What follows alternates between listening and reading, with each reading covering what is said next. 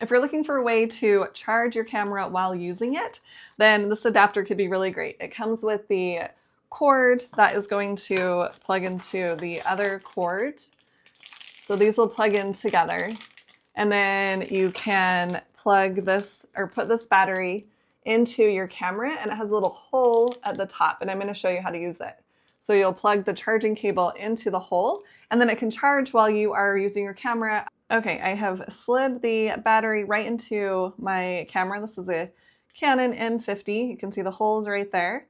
And I'm going to take the plug, and well, first I'm going to close that part, and then there's this little piece right here that I can pop open on my camera. So I'm going to pop that open and slide it over, and then I'm going to plug it in,